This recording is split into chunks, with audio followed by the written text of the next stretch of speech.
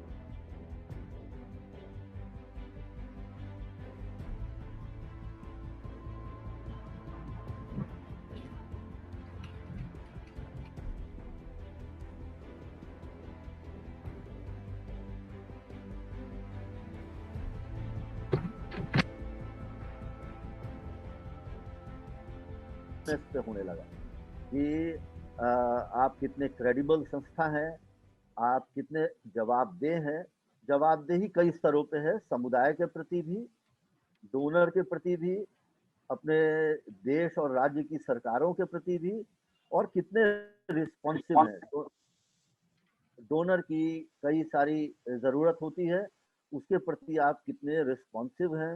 वो समय समय पे आपसे सवाल पूछते हैं, आप उनके प्रश्नों को कितनी गंभीरता से लेते हैं। ये ये एक इम्पॉर्टेंट डायमेंशन रहा है डोनर आर्किटेक्चर के बदलने में।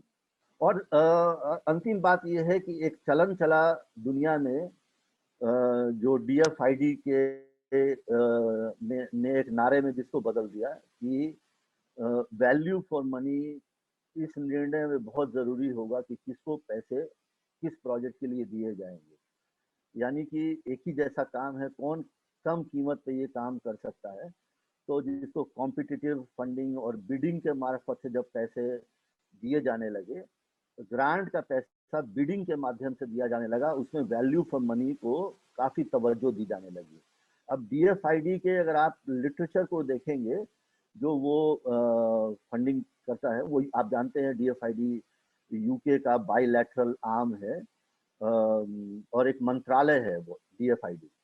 वो मंत्रालय विदेशी पैसा देता है संस्थाओं को, INGOs को और राष्ट्रीय संस्थाओं को दूसरे देशों में। तो वो वैल्यू फॉर मनी बिडिंग के माध्यम से देने लग गया, उस पर काफी जोर होने लगा। अब हम लोगों को जो हम बेसिक्स के बारे में बात कर रहे हैं, तो बेसिक्स को सही तरीके से समझना बहुत जरूरी है।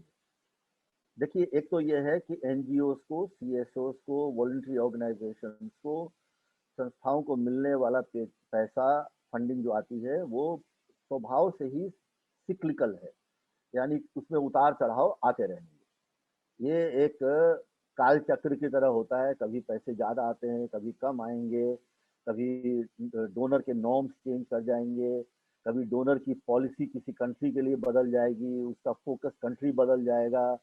ये स्वभाव है पैसा आने का। और यही जो मैंने विदेशी धन के लिए कहा, यही हमारे CSR, कॉर्पोरेट और दूसरे माध्यमों से आने वाले पैसों के साथ भी लागू होता है। तो सोर्स कोई भी हो, NGOs को मिलने वाले पैसे में उतार चढ़ाव आपको हमेशा देखने के लिए मिलेगा। जो हमारी स्ट्रैटेजी होनी होनी है रिसोर्स मोबिलाइज करने के लिए, उसके दो ही प्रकार हो सकते हैं। तीसरा कोई प्रकार मैं नहीं जानता। वो ये है कि या तो आप रिएक्टिव हैं या आप प्रोएक्टिव हैं फंडिंग लेने के मामले में। तो रिएक्टिव का मतलब ये है कि कभी कोई बुलाएगा तो हम प्रपोजल दे देंगे, कभी कोई प्रपोजल लिखने के लिए कहीं प्रकाशित होगा, डोनर प्रकाशित करेगा अपने वेबसाइट पे, तो हम लिख देंगे। और दूसरा तरीका ये है कि हम डोनर के पास जा करके उसको कहेंगे कि देखिए इसकी बहुत ज़्यादा ज़रूरत है और इस पे कुछ करना चाहिए, जो कि एक प्रोएक्टिव तरीका है। डोनर के साथ भी लोग लॉबिंग करते हैं, एडवोकेसी करते हैं कि इस समय में रोजगार की स्थिति भारत में अच्छी नहीं है, रोजगार जनरेट करने के लिए आपको फंडिंग की व्यवस्था करनी चाहिए। ये हो गया प्रोएक्टिव।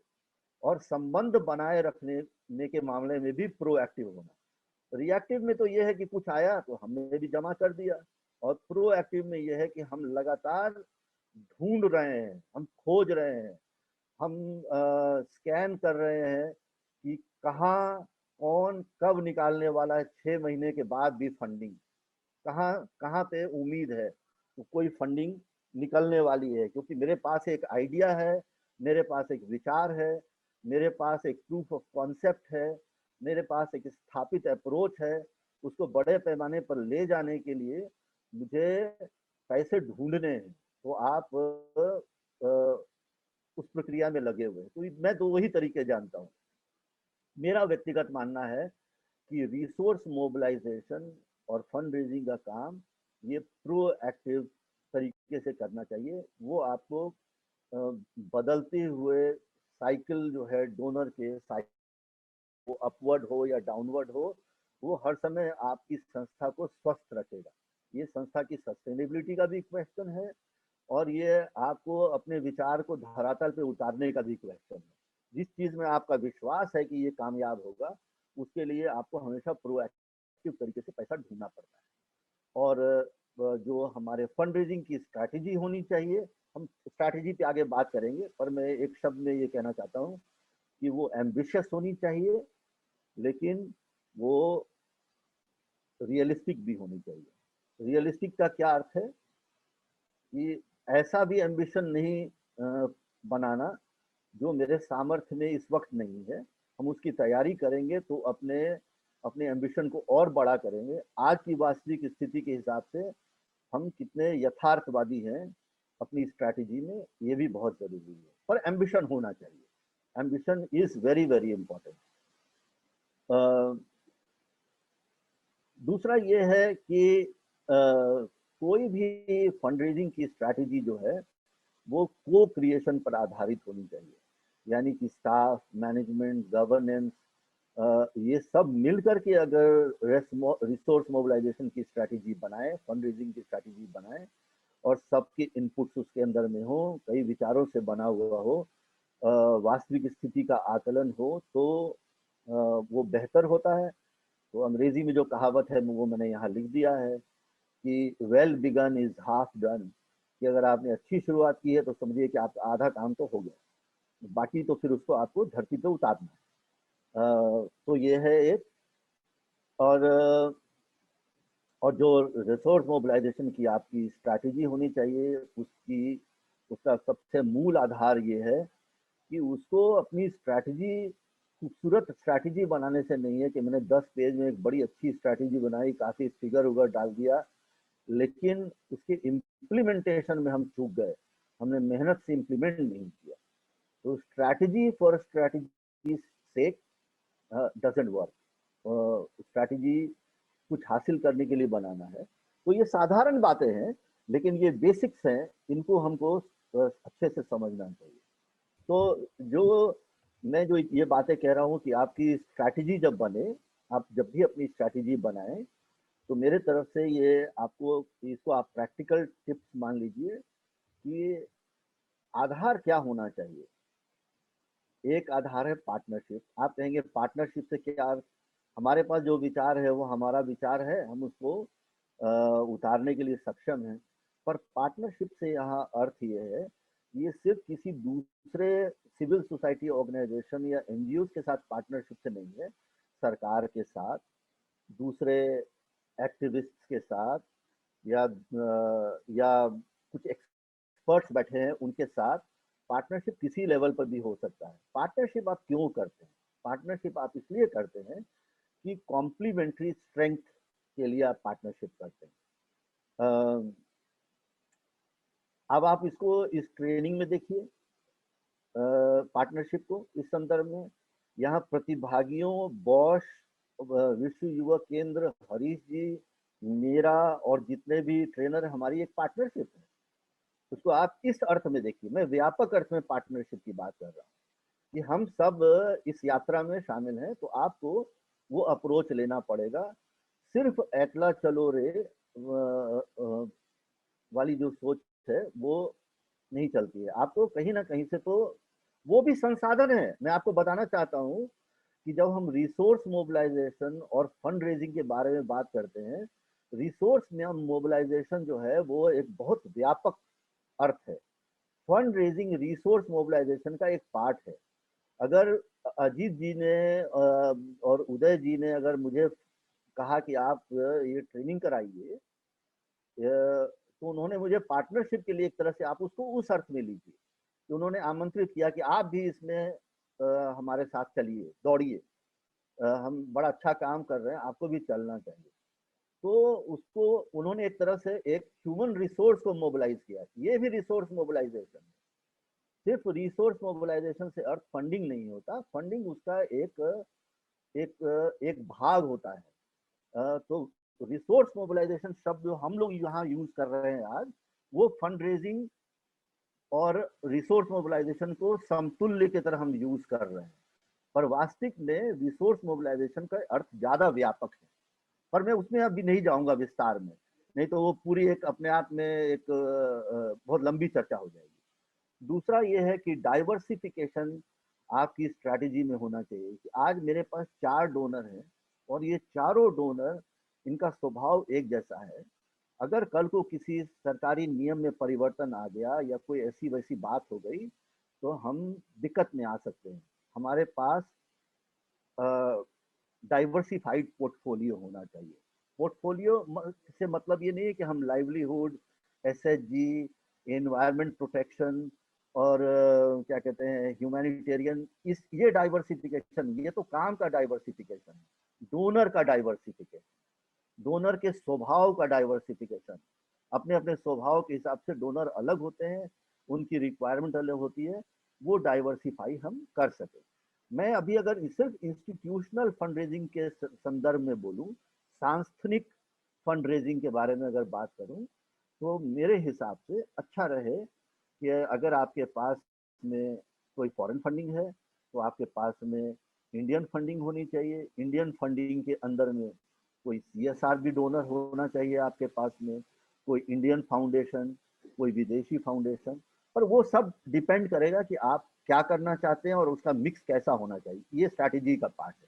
पर डाइवर्सिफिकेशन होना निहायत जरूरी है, ये हम लोगों को गांठ बांधना चाहिए। तीसरा ये है कि हमको ये मालूम होना चाहिए कि हम fund raising for fund raising sake नहीं कर रहे हैं, संस्था की सस्टेनेबिलिटी के लिए कर रहे हैं, और वह सस्टेनेबिलिटी फंड रेजिंग के माध्यम से कैसे होगी, ये स्ट्रैटेजी में क्लियर होना चाहिए कि इसका सस्टेनेबिलिटी पर क्या प्रभाव पड़ेगा हमारे। और चौथी चीज ये है कि हमारी क्षमता क्या है, इसका आकलन भी आपकी स्ट्रैटेजी में होना चाहिए। हमको क्या लीडरशिप चाहिए, क्या लीडरशिप प्रोवाइड करेंगे हम इस स्ट्रैटेजी को हासिल करने के लिए, ये उसका पार्ट है।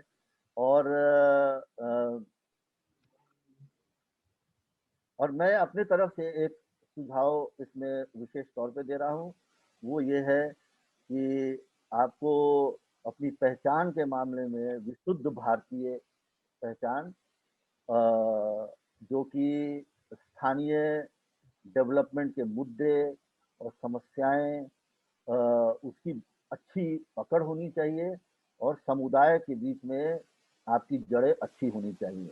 और वो देखिए, मैं जो ये बात कह रहा हूँ, मैं क्योंकि प्रतिभागियों का प्रोफाइल नहीं जानता हूँ, इसलिए मैं साधारण बात बोल रहा हूँ। मैं ये मान के चल रहा हूँ कि हमारे जितने प्रतिभागी हैं उन सबकी समुदाय में बहुत अच्छी पकड़ है, टैट है, उनकी पहचान है। लेकिन ये किसी के लिए भी कभी भी ये लागू होती है। भारत में काम करना है तो भारत के अंदर में, समुदाय के अंदर में, और स्थानीय डेवलपमेंट के जो मुद्दे हैं, जो चुनौतियां हैं, उनकी अच्छी समझ होना बहुत जरूरी है। तो मैं आपको ये बता रहा हूँ कि देखिए, ये मोटा लैंडस्केप है। आपके पास में सरकार से पैसे मिल सकते हैं। जब मैं सरकार कहता हूँ तो इसमें मैं केंद्र सरकार और राज्य सरकार दोनों को रखता हूँ। राज्य सरकारों की स्कीम्स होती हैं, उन स्कीम्स के अंदर में सीएसओज, एनजीओज और वीओज के लिए एक भूमिका निभाने के लिए पैसे होते हैं। कई कई स्कीम में केंद्र सरकार के साथ भी यही बात लागू है, हर एक राज्य सरकार में आपको मिल जाएगा। और क्योंकि यहाँ तो प्रतिभागी भारत के कई कई राज्यों से हैं, तो अपने अपने राज्य में किस चीज के लिए सरकार से पैसा ले सकते हैं काम करने के लिए, कौन सा काम है जो आपको करना है जिसके लिए सरकार के पास पैसा है, ये रिसर्च का विषय है। क्योंकि आपको पता है भारत बहुत बड़ा देश है और इतने सरकारें हैं, तो ये तो आपको, और ये बदलता रहता है, तो इसलिए आपको इस पर हमेशा एक पैनी निगाह रखनी पड़ती है। अब जैसे आपने देखा होगा कि फाइनेंस मिनिस्टर ने बजट पेश किया परसों, और उसमें उन्होंने कहा कि 100 सैनिक स्कूल बनाएंगे, एनजीओ की भागीदारी उसमें होगी। अब इसके पहले कोई सैनिक स्कूल बनाने के लिए एनजीओ की भागीदारी नहीं थी, लेकिन अब ये परसों से एक पॉलिसी डिसीजन आ गया। तो ये इतनी डायनेमिक रियलिटी है जो जिसपे आपको नज़र बनाए रखना पड़ता है। दूसरा है बाइलैटरल फंडिंग एजेंसीज। मैं मल्टीलैटरल नहीं बोल रहा हूँ आज, क्योंकि वर्ल्ड बैंक, एडीबी जैसी डेवलपमेंटल फाइनेंशियल इंस्टीट्यूशन से एनजीओ के लिए पैसा अमूमन नहीं मिलता है। एक पहले डेवलपमेंट मार्केट प्लेस करके वर्ल्ड बैंक एक निकालता था, छोटा सा पैसा वो दिया करते थे, लेकिन आम तौर पे वो नहीं देते। मल्टीलैटरल में यूएन से आपको मिलते हैं पैसे, यूनिसेफ, यूएनडीपी, यूएन विमेन, इन सब के पास, यूएनएफपीए, ये तमाम यूएन एजेंसीज के पास है पैसा। तो भारत में भी वो किस चीज के लिए, कब, तो सरकार की जैसे जैसे प्रायोरिटी बदलती है, यूएन भी अपने पैसे उस हिसाब से डालता है, क्योंकि यूएन सरकारों के साथ काम करता है। तो जैसे जैसे सरकार की प्रायोरिटी होती है वो उस हिसाब से अपनी फंडिंग एलोकेट करता है। आईएलओ काफी पैसा लगाता है भारत में। तो ये 4-5 बड़े हैं। लेकिन हम बायलैटरल फंडिंग एजेंसीज की बात करें तो बायलैटरल फंडिंग एजेंसी में जो नॉर्दर्न कंट्रीज हैं, जो अमीर देश हैं, जो धनाढ्य देश हैं, America, UK, Germany, France, Canada, Netherland और ऐसे तमाम मुल्क ये पैसा देते हैं। लेकिन वो किस चीज के लिए देते हैं और अभी उनकी क्या पॉलिसी है, और क्या भारत के अंदर में भी कोई विशेष ऐसे राज्य हैं जो जिसमें वो कुछ परिवर्तन लाने के लिए पैसा देना चाहते हैं, ये आपको देखना पड़ेगा। तो मैं इसलिए इतना विस्तार में नहीं जाऊंगा, पर आपको पता है कि Royal Dutch Government, BMZ, DFID, USAID, Global Affairs Canada, जितनी डोनर एजेंसीज का मैं नाम ले रहा हूँ, ये सारे पैसा देते हैं और इनमें से अधिकांश भारत के लिए देते हैं। डीएफआईडी को छोड़ दो, डीएफआईडी ने अब भारत में पैसा देना बंद कर दिया है। अब वो जो भी पैसा देते हैं वो ट्रेड के लिए देते हैं और सरकारों के माध्यम से देते हैं, वो सीएसओ फंडिंग नहीं करते। तो आपको ये परिवर्तन चूंकि होता रहता है, इसलिए मुझे लगा कि मैं इसके विस्तार में जाऊं, और पॉलिसी इतनी डायनेमिक होती है कि वो उचित नहीं होगा। उसके बाद फॉरेन सोर्सेज में एक माध्यम आईएनजीओज हैं। कई सारे बड़े दुनिया में आईएनजीओज हैं जो भारत में सीएसओ फंडिंग करते हैं, और उनमें से अधिकांश के बारे में आप जानते हैं, इतना विस्तार में नहीं जाना। और ट्रस्ट और फाउंडेशन, थोड़ी चर्चा इस पर आगे करेंगे। कॉर्पोरेट और सीएसआर, इस पर भी आगे थोड़ी चर्चा करेंगे। लेकिन और जो दूसरे सोर्सेज ऑफ फंडिंग है, मैं उनके बारे में थोड़ा आपको ज्यादा विस्तार में जाए बगैर मैं बोलना चाहता हूँ कि फंड रेजिंग, एक तो इंडिविजुअल फंड रेजिंग होती है, ये भी प्रकार है, ये भी सोर्सेज है फंडिंग के। इंडिविजुअल फंड रेजिंग, अब इंडिविजुअल फंड रेजिंग भी फेस टू फेस होती है कि आप किसी के घर जाते हैं। जैसे हमारे घर पे कभी कभी कोई व्यक्ति आ जाया करता था कि आप 500 रुपये का योगदान दीजिए, हम हमारी संस्था ये परिवर्तन करना चाहती है या ऐसा काम करना चाहती है, या कैंसर पेशेंट्स के लिए कोई वो क्लिनिक चलाना चाहती है, वगैरह वगैरह। दूसरा जो आजकल बहुत चलन में है वो है डिजिटल अपील, और काफ़ी संस्थाओं ने इसको काफ़ी साध लिया है। तो डिजिटल अपील में और उसकी बड़ी टेक्निक होती है, जो डिजिटल फंड रेजर्स होते हैं वो करते हैं। तो आज डिजिटल युग में हम रह रहे हैं, इसमें डिजिटल फंड रेजिंग भी व्यक्तियों से पर्टिकुलर कॉजेज के लिए पैसा मांगने, उनको डायरेक्ट अप्रोच करना, उनके मेल बॉक्स में जाना, या अपनी एडवर्टीजमेंट, उनका आप देखते होंगे याहू में और गूगल में साइड में एडवर्टीजमेंट आ जाएगा, इस चीज़ के लिए पैसा दीजिए। तो डिजिटल फंड रेजिंग बहुत चल रही है। क्राउड फंडिंग जो है, ये भी एक ऑनलाइन गिविंग का माध्यम है, जिसमें आपने आपने केटो का या मिलाप का नाम सुना हो शायद, इन दो का। तो ये क्राउड फंडिंग प्लेटफॉर्म्स हैं जिनमें लोग अपने प्रोजेक्ट के बारे में लिखते हैं या अपनी ज़रूरत के बारे में लिखते हैं और कहते हैं कि ये काम करने के लिए आप दान दीजिए। तो लोग उसमें 500 हज़ार ऐसे करके लोग देते हैं। डायस्पोरा में मैं ये कहना चाहता हूँ सिर्फ ये कि आज करीब 1 करोड़ 80 लाख भारतीय दुनिया के सबसे अमीर देशों में रहते हैं। और कोई आश्चर्य की बात नहीं है, कोई भारत से जाएगा निश्चित तौर पे वो और बड़े देशों में बेहतरी के लिए कहीं जा रहा होगा। तो अधिकांश लोग नॉर्दर्न कंट्रीज में हैं, अमेरिका, कनाडा, यूके या मिडिल ईस्ट में आपको बहुत भारी तादाद में हिंदुस्तानी और बड़े कामयाब लोग हैं और वो भारत में पैसा भेजते हैं, अपने परिवार वालों के लिए भी भेजते हैं, लेकिन सामाजिक उत्थान के लिए भी वो पैसा देते हैं संस्थाओं के माध्यम से। तो ये भी एक मीडियम है। एग्रीगेटर्स के बारे में तो मैं सुन ही चुका, आपने बताया। प्लेजेस के बारे में आपने सुना।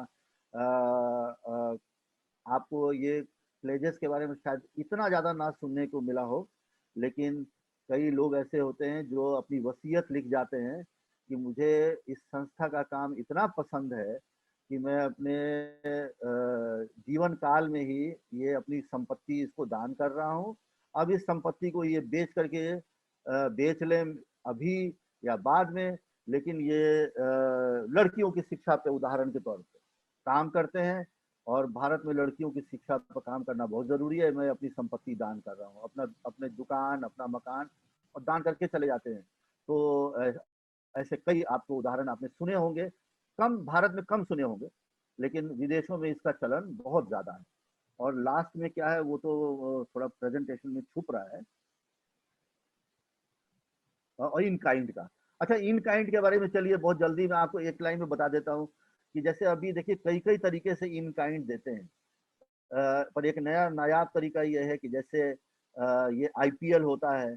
अब आईपीएल में राजस्थान रॉयल का जो स्पॉन्सर था वो एक सैनिटरी नैपकिन बनाने वाली कंपनी है और उस कंपनी वो कंपनी उनका स्पॉन्सर कर रही थी राजस्थान रॉयल्स को। उन्होंने, मैं ऑक्सफोर्ड में काम करता हूँ, मैं बताता हूँ, उन्होंने मुझे संपर्क किया, कहा कि एवरी रन काउंट्स करके हम एक कैंपेन चला रहे हैं। उस कैंपेन के तहत जितने रन राजस्थान रॉयल्स बनाएगी उसको 9 से गुना करके जितना अंक आएगा उतना सैनिटरी पैड के पैकेट्स हम डिस्ट्रीब्यूट करेंगे, आपको देंगे, तो आपको वितरण करना होगा, आप अपना प्लान भेजिए और हम आपको सिर्फ सैनिटरी नैपकिन देंगे, लेकिन उसके लाने ले जाने बांटने का खर्च नहीं दे सकेंगे। तो आपको ये मंजूर है तो बताइए। तो वो इन काइंड डोनेशन हो गया हमारे लिए और उन्होंने उनका कैंपेन का कैंपेन हो गया, उन्होंने भी उसका प्रचार किया कि हमने इतने हजार पैकेट सैनिटरी नैपकिन पूरे भारतवर्ष में गरीब लड़कियों के लिए और महिलाओं के लिए दिया। तो ये इन काइंड भी कई अपने आप में विस्तार किए जा रहा है। हर एक को अगर इसके ऊपर में अध्ययन करने जाएंगे, अगर आप इस पर रिसर्च करेंगे तो आपको काफी कुछ जानने और समझने के लिए मिलेगा। तो सरकार के बारे में मैंने बताया कि देखिए सरकार जब पैसा देती है किसी भी डोनर संस्था की तरफ, सरकार की भी मोटिवेशंस होती हैं कि सरकार क्यों पैसा दे आप। वो उसकी एक वजह तो ये है कि कुछ सरकारें मानती हैं कि इस तरह का काम, ऐसी सर्विसेज एनजीओ, सीएसओज और वीओज अच्छा डिलीवर करती हैं। सरकारी तंत्र से ज़्यादा बेहतर वो कर सकेंगी, उनको इस चीज़ की समझ है, एक तो वो कारण है। दूसरा ये है कि सरकार भी चाहती है कि हम जन जुड़ाव के लिए कुछ पार्टनरशिप करें। जो पार्टनरशिप का सिद्धांत मैंने आपको पहले बताया, वो कुछ सरकारें भी मानती हैं और वो ये भी मानती हैं कि इनकी जड़ें समुदाय के अंदर होती हैं, इनके साथ ये पार्टनरशिप करेंगे तो सरकार का भी जन जुड़ाव इस माध्यम से अच्छा रहेगा। दूसरा ये है कि कई बार वो ये मानती हैं कि कुछ संस्थाओं के पास में बड़े समस्याओं का निराकरण करने के इनोवेटिव तरीके हैं, उनके पास कोई इनोवेटिव आइडिया है, विचार है, इसलिए भी करती हैं। सरकारें कई कई बार मानती हैं कि इसके लिए एक्सपर्टीज, एक्सपीरियंस, कॉम्पिटेंस आपके पास बेहतर है। हम भी कर सकते हैं लेकिन आपके पास ज़्यादा अच्छा रहेगा। अगर ये डिलीवर कराना है तो संस्थाओं के माध्यम से किया जाना चाहिए। अब किन किन चीज़ों के लिए वो किन किन उद्देश्यों के लिए पैसा देती हैं, वो तो यही है, या तो वो एम्प्लॉयमेंट और इनकम अपॉर्चुनिटीज जो है गरीब तबकों के लिए वो बढ़ाना चाहती हैं। कई बार जैसे आप मनरेगा में या ऐसे जो स्कीम्स हैं जहाँ जहाँ उनमें कि भाई समुदाय के स्तर पे कुछ ड्यूरेबल एसेट्स क्रिएट कराने हैं, पॉन्ड, खरंजा, सड़कें, स्ट्रीट लाइटिंग, तो हम इनके माध्यम से करवाएंगे। उसके बाद है कि जो स्थानीय क्षेत्रों में रहने वाले जो लोग हैं उनके जीवन का स्तर में सुधार करना है, तो पीने का पानी, सैनिटेशन, स्वास्थ्य, सोशल फॉरेस्ट्री, स्थानीय छोटी छोटी जो कम्युनिटी इंस्टीट्यूशंस हैं उनको मजबूत करने का काम, water harvesting, SHG, land development, ऐसे कई तरह के पर्पसेस के लिए सरकार एनजीओ के साथ काम करती है। ये अपने आप में सिर्फ इलस्ट्रेटिव है।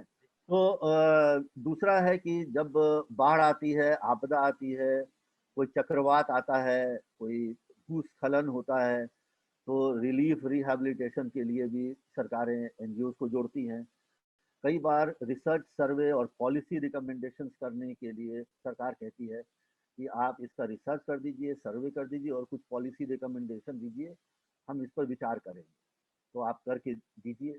उसके लिए संसाधन भी उपलब्ध कराती है। उत्तर प्रदेश में हमारे पास एक एग्जाम्पल है कि जहाँ स्टेट डिजास्टर मैनेजमेंट अथॉरिटी ने हम लोगों से कहा ऑप्शन में कि आप जो हाइड्रोलॉजिकल डिजास्टर्स हैं ईस्टर्न उत्तर प्रदेश में उसके ऊपर एक सर्वे कर दीजिए और सर्वे करके आप पॉलिसी रिकमेंडेशन दीजिए और उस पर हम विचार करेंगे और उच्चतम स्तर तक जहाँ भी जाना पड़ेगा फिर उस पर हम लोग मंथन करके कुछ कदम उठाएंगे, तो आप उस पर काम कीजिए। तो उन्होंने ऑक्सन को कहा कि आप को लीड कीजिए। तो ऐसे तमाम कामों के लिए सरकारें एनजीओ को जोड़ती हैं और कहती हैं कि आप आइए, इसमें जुड़िए।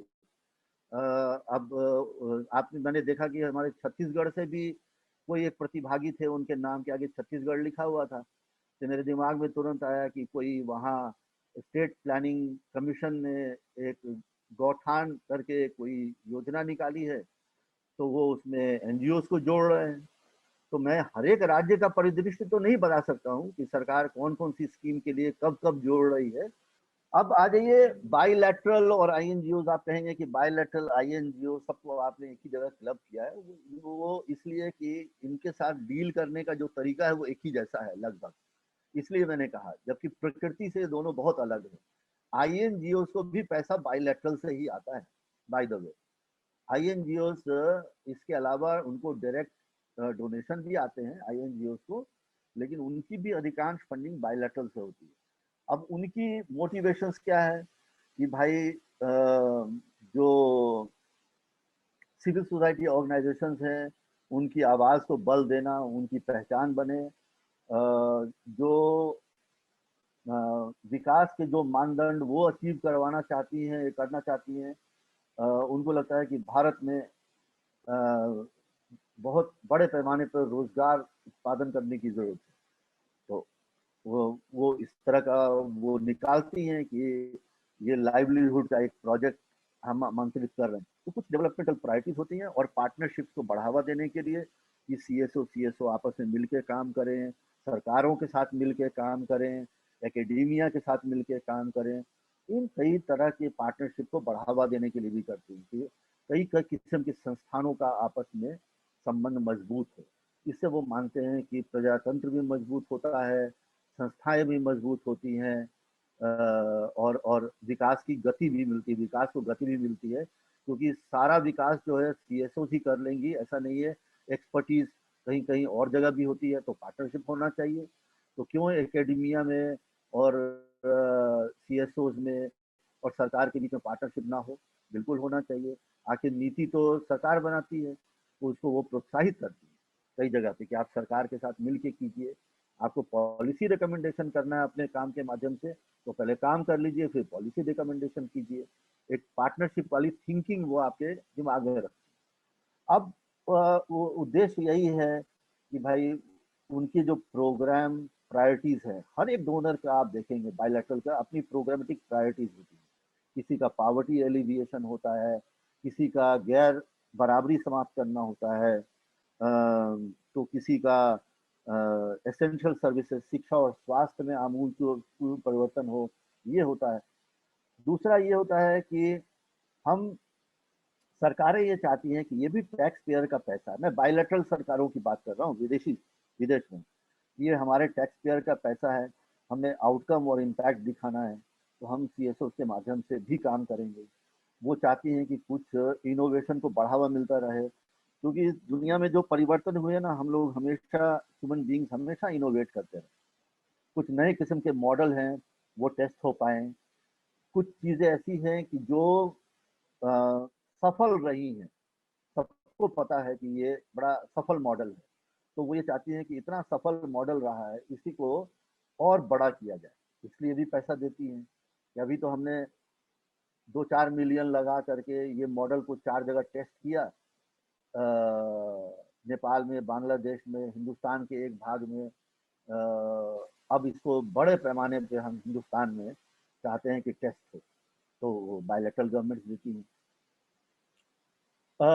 बस नीचे मैं ये कहना चाहता हूँ कि जो भी बायलैटरल एजेंसीज हैं, या भारत के अंदर में जो एम्बेसीज और हाई कमीशन हैं, या जो विदेशों में जो आईएनजीओज हैं, वो कोई विदेशी धन देने से पहले ये एक आवश्यक शर्त है कि आपके पास में एफसीआरए लाइसेंस हो। उसके अतिरिक्त जो और दूसरे एडिशनल रेगुलेटरी रिक्वायरमेंट्स हैं, वो भी आपके पास होना चाहिए। ये सुनिश्चित करना आपका काम है कि आप ये सुनिश्चित करें। और एक नया भारत में नया नियम आया है, जो 29 सितंबर के बाद पार्लियामेंट के पास करने के बाद 2020 में, कि भारत में विदेशी धन लाने वाली संस्था किसी दूसरी भारतीय संस्था को उस पैसे में से आगे नहीं दे सकती। उसको स्वयं काम करना है उस पैसे से। और अ, तब भी जबकि वो दूसरी संस्था के पास भी एफसीआरए लाइसेंस हो, तो भी नहीं दे सकते। तो विश्व युवक केंद्र के पास पैसा आएगा, तो विश्व युवक केंद्र वो ऑक्शन को नहीं दे सकेगी। विश्व युवक केंद्र को स्वयं समुदाय के स्तर पर, या जिस काम के लिए भी आप पैसा लाएं, वो आपको खुद करना पड़ेगा। तो ये एक नया नियम है 29 सितंबर 2020 के बाद से। बाकी सब कुछ वही है। थोड़े और नियम में एफसीआरए में परिवर्तन किए गए, मैं उसके विस्तार में नहीं जाऊंगा, ये किसी और चर्चा का विषय है। अब ट्रस्ट एंड फाउंडेशंस के बारे में मैं आपको बताता हूँ कि देखिए, कई प्रकार के ट्रस्ट और फाउंडेशन हैं। कुछ तो हैं जो अ, अपनी पहुंच और सोच की दृष्टि से पूरी तरह से अंतर्राष्ट्रीय हैं, और उनका हेडक्वार्टर भी विदेशों में है। पर इसका अर्थ ये नहीं कि उनके दफ्तर हिंदुस्तान में नहीं है। उनमें से कईयों के दफ्तर हिंदुस्तान में, शायद जितनों के मैंने नाम लिखे हैं इंटरनेशनल में, शायद इन सब के दफ्तर भारत में। I think without any doubt I can say, हाँ, सबके हैं। तो इन सब के दफ्तर भारत में हैं। इन सब के, ये सब के ये बड़े बड़े फाउंडेशंस हैं। और मैंने ये in order of their funding नहीं मैंने लिखा है, कौन कितना पैसा देता है उसके हिसाब से मैंने क्रम में नहीं लिखा है। मैंने जिस भी क्रम में समझ में आया लिखा है। तो जैसे, लेकिन मुझे पता है कि गेट्स फाउंडेशन इनमें सबसे बड़ा है। अ, और भी बाकी जो भी हैं, वो भी सब बहुत बड़े बड़े हैं। और वो भारत ही नहीं, दुनिया के तमाम देश में प्रायोरिटी के लिए पैसा देते हैं। कुछ प्रायोरिटीज उनकी अपनी होती हैं, कुछ प्रायोरिटीज वो सरकार की जो प्रायोरिटीज है, उसको भी आगे बढ़ाने के लिए संस्थाओं को पैसा देते हैं।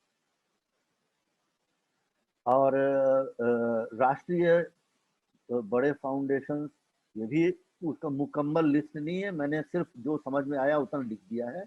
लेकिन आपको इस पर थोड़ा सा रिसर्च करके आप एक और मुकम्मल लिस्ट बना सकते हैं।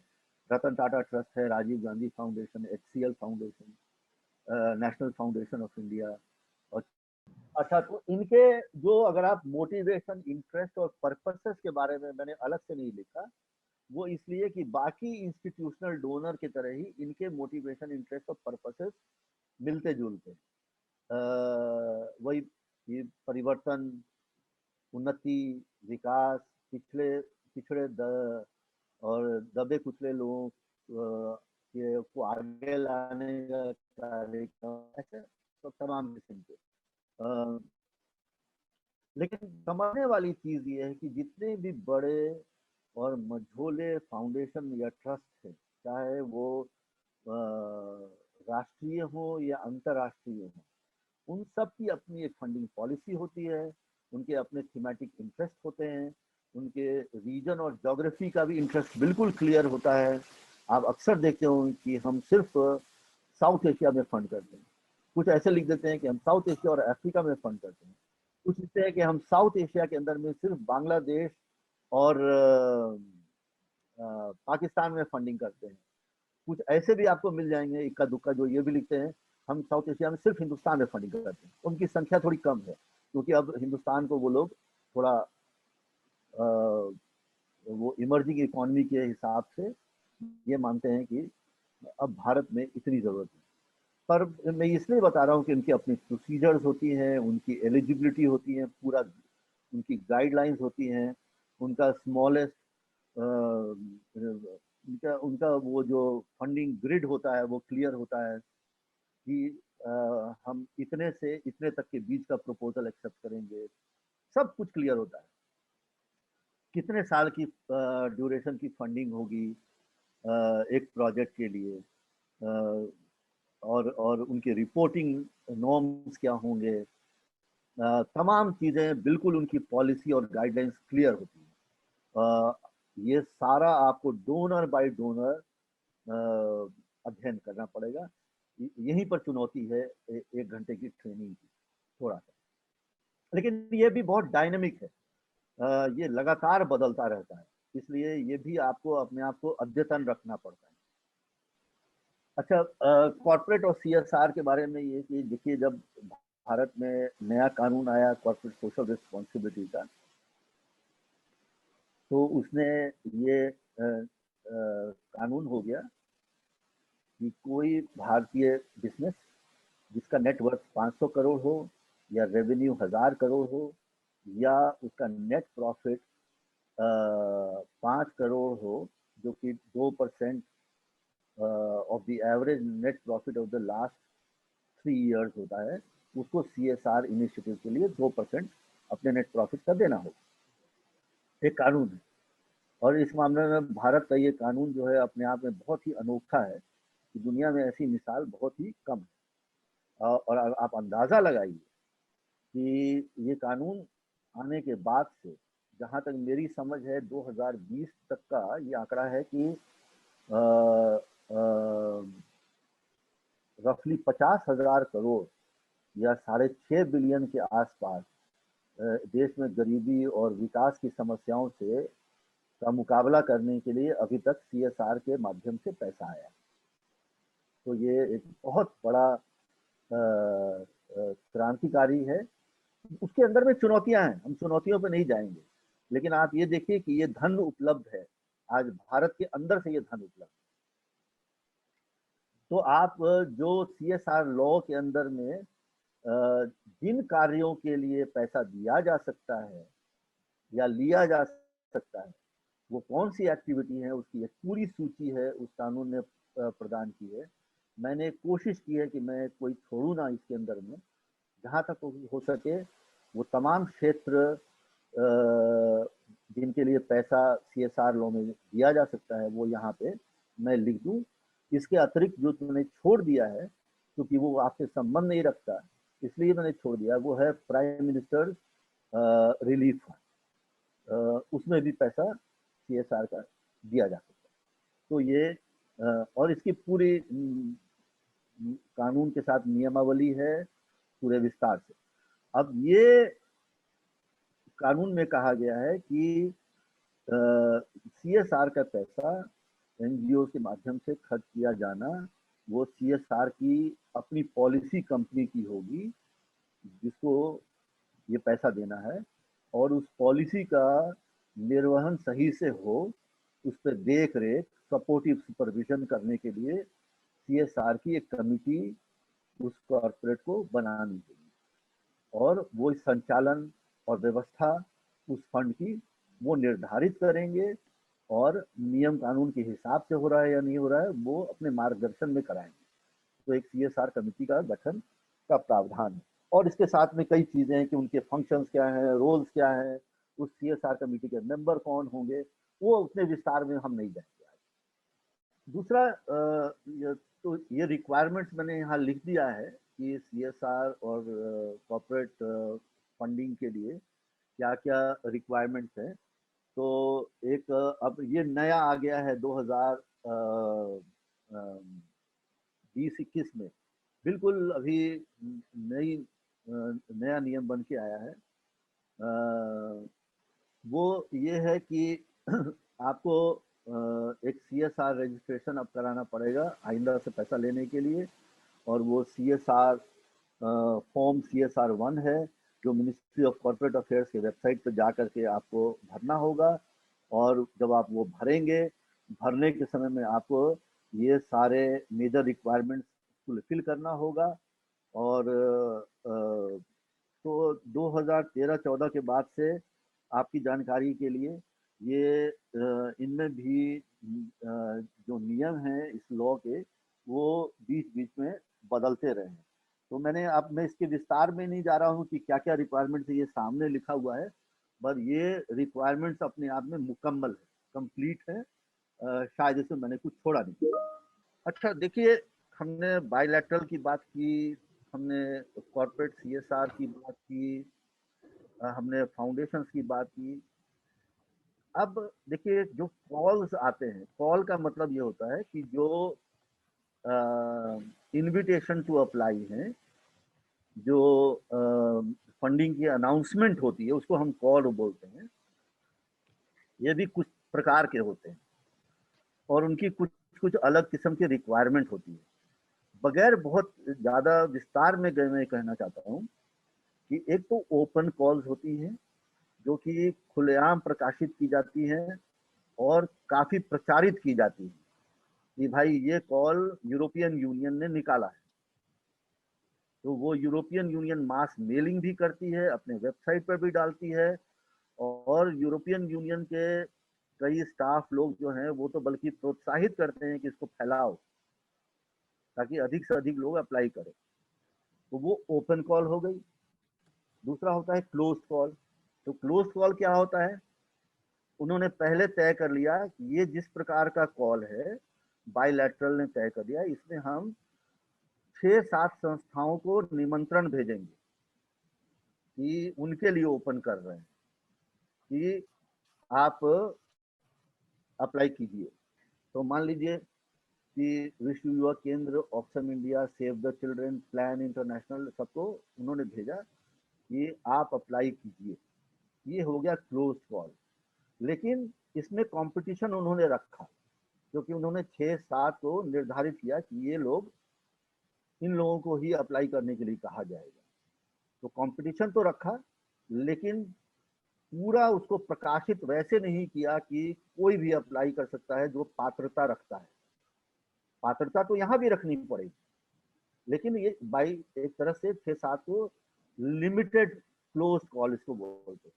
एक तरीका ये होता है जो आप गए, मिले, आपने एडवोकेसी की किसी डोनर के साथ में, आपने उसको उत्साहित कर दिया अपने विचार के प्रति, उसने कहा कि चलिए काम कीजिए, आप एक प्रपोजल बना के भेजिए। उसमें उसने किसी को नहीं बुलाया, आपने किया क्योंकि वो उत्साहित है आपके उस विचार से या जो आपके पास में जो संभावनाएं उसको दिखी, ये एक इनवाइटेड हो गया। तो यही 2-3 प्रकार से कॉल्स होती है।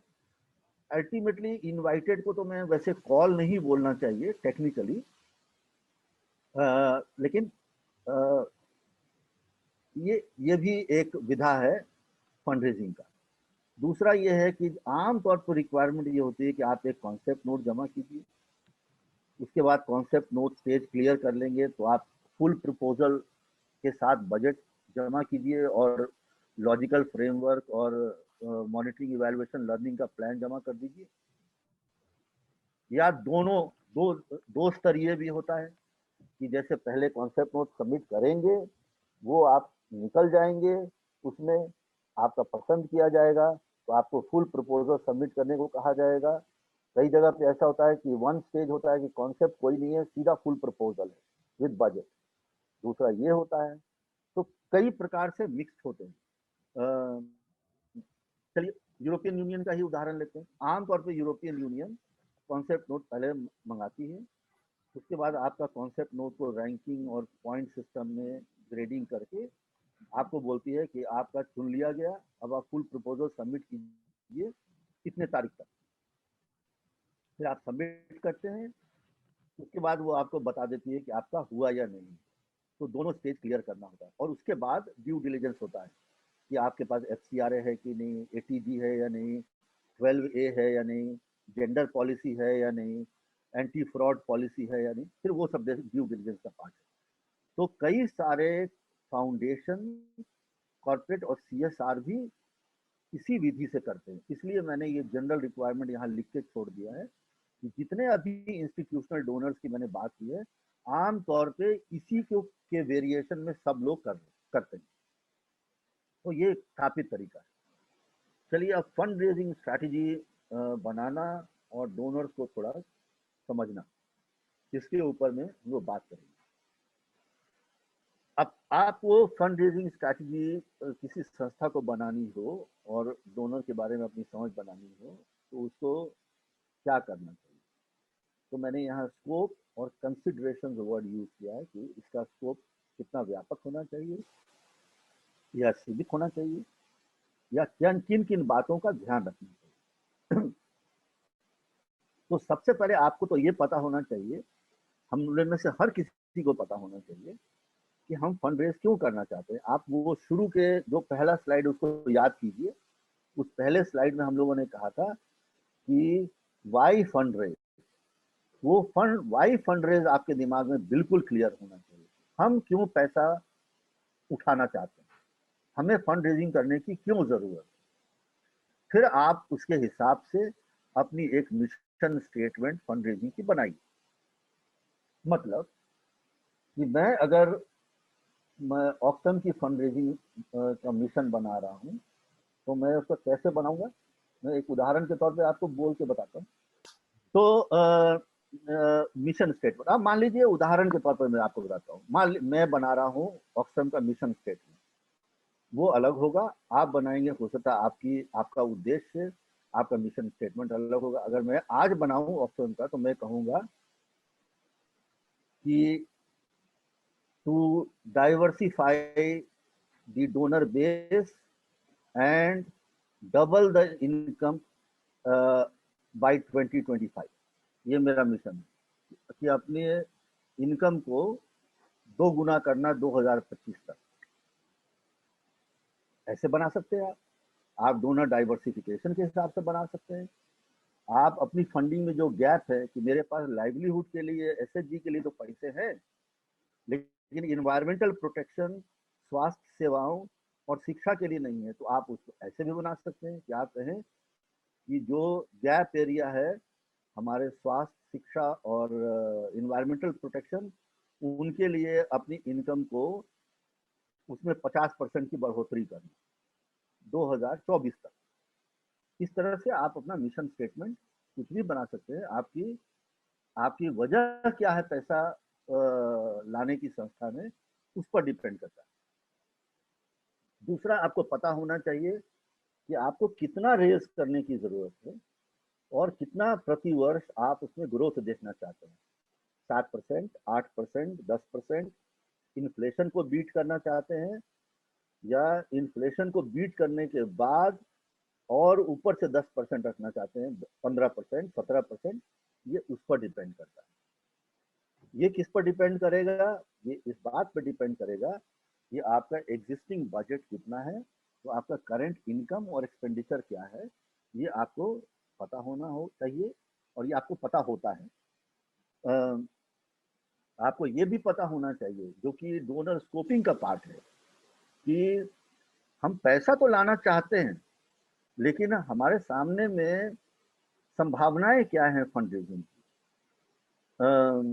कितना हमको उसके लिए प्रयास करना पड़ेगा और उसमें सक्सेसफुल होने के क्या चांसेस हैं।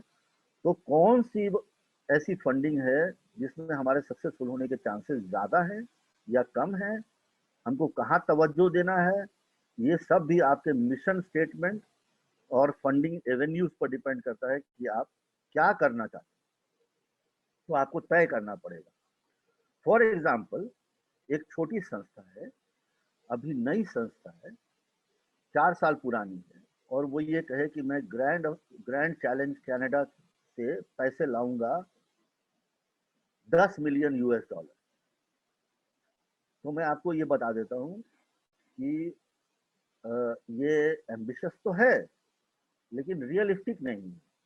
वो इसलिए कि जिस प्रकार का तकनीकी प्रपोजल ग्रैंड चैलेंजेस कनाडा के लिए लिखना पड़ता है, उसमें संभावना है कि आपको वो एक सक्षम संस्था ना माने। जो 30 साल 40 साल पुरानी संस्था, और आपने मान लीजिए जेंडर इक्वालिटी के लिए वो प्रपोजल मांग रहे हैं, और जेंडर इक्वालिटी पे आपका काम नहीं है आपका सारा काम लाइवलीहुड पे रहा है या सिविल सोसाइटी बिल्डिंग पे रहा है या गवर्नेंस पे रहा है, तो इस बात की पूरी संभावना है कि आप उसमें फेल हो जाएंगे। मैं बड़ा कटु शब्दों में बोल रहा हूँ। कहने का अर्थ ये है कि आप सक्सेसफुल नहीं होंगे, तो अपने चांसेस ऑफ सक्सेस को आपको तौलना चाहिए, हर किसी को। अमूमन ऐसा होता है ऑप्शन में कि मेरे पास में मेरे सहयोगी लोग आते हैं कि ये जो अपॉर्चुनिटी है इसमें हम अप्लाई करेंगे, तो काफ़ी विचार करने के बाद सोच करके कॉल को पढ़ के मैं ये कह देता हूँ कि इसमें अप्लाई ना करो,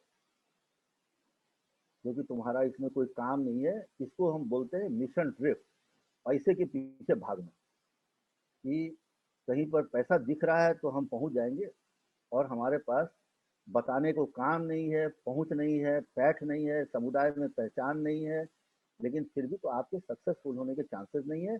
दूसरा, टेक्निकल कैपेसिटी का भी क्वेश्चन है कि मेरी टेक्निकल कैपेसिटी नहीं है इस प्रकार का प्रपोजल लिखने की।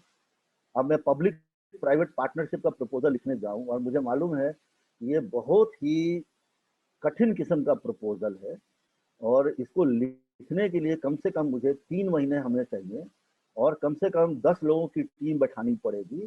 तो 10 लोगों की टीम 3 महीने तक काम कर रही है, वो संसाधन है।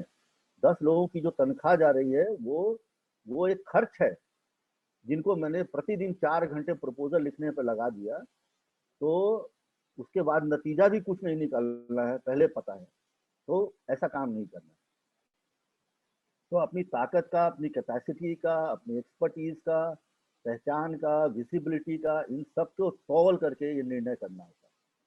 दूसरा ये है कि एक कंसिडरेशन हमेशा ये होना चाहिए कि फंड रेजिंग एक बहुत ही कॉम्पिटिटिव काम है। ये कोई मुश्किल काम नहीं है, लेकिन ये it is not a bed of roses, कि आप ये समझें कि ये बस हम रौन डालेंगे जा करके, ऐसा नहीं है। ये दुनिया बहुत बड़ी है, संसाधन के ऊपर में बहुत मारा मारी है।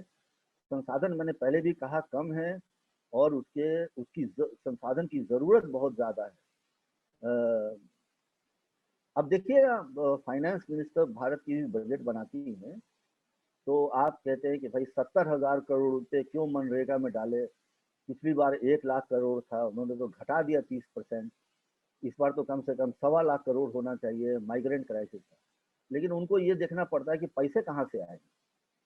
मैं उनका क्रिटिसिज्म नहीं कर रहा हूँ, ना मैं ये कह रहा हूँ, मैं ये कह रहा हूँ कि आपको ये देखना पड़ता है कि हम कोई काम, ये कॉम्पिटिटिव काम है, इसमें आपको देखना पड़ता है। और एक बात और समझना चाहिए कि जैसे से आपको अनुभव आपका बढ़ेगा, वैसे वैसे आपके चांसेस जो हैं वो बढ़ते जाते हैं, और जो असफलता है वो भी बहुत आपको सिखाती है, इससे आप बहुत सीखते हैं।